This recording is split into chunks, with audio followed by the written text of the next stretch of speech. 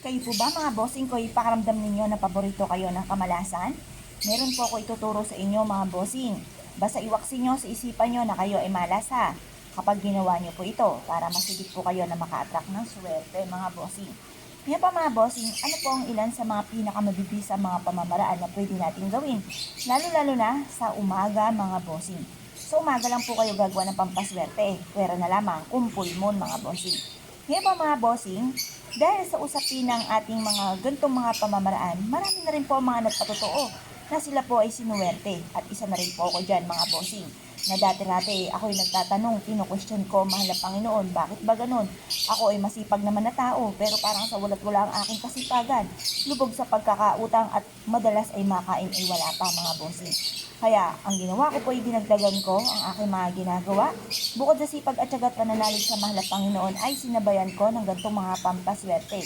Proven po ito na napakaswerte basta't may 100% kang paniniwala sa mga gantong mga pamamaraan.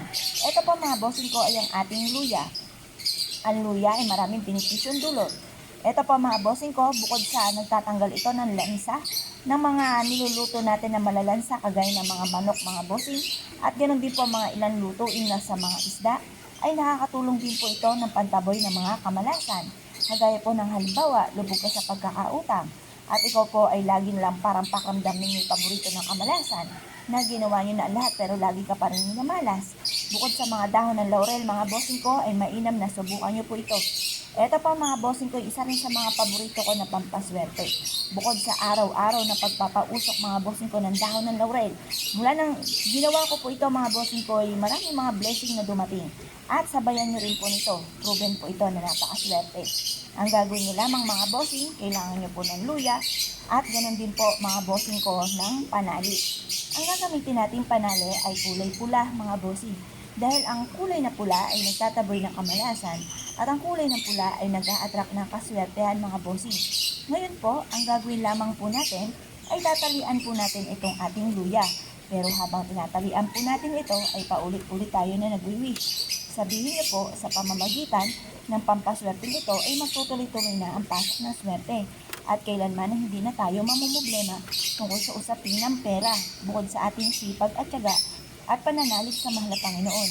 I-wish na lahat ng gusto po ninyo na walang gamit na sana, direct to the point. At ikaw ay naniniwala na hindi laging ganyan ang takbo ng inyong pamumuhay, na matutupad lahat ang inyong pong mga wini-wish mga bossing, na kayo po ay yayaman at magiging matagumpay. At pagkatapos mga bossing ko, ay mainam na isabit nyo po ito sa inyo pong main door mga bossing or sa may gate po ninyo. Makakatulong po ito upang sa ganon, yung sa kamalasan ay puro kaswertehan naman ang darating po sa buhay ninyo.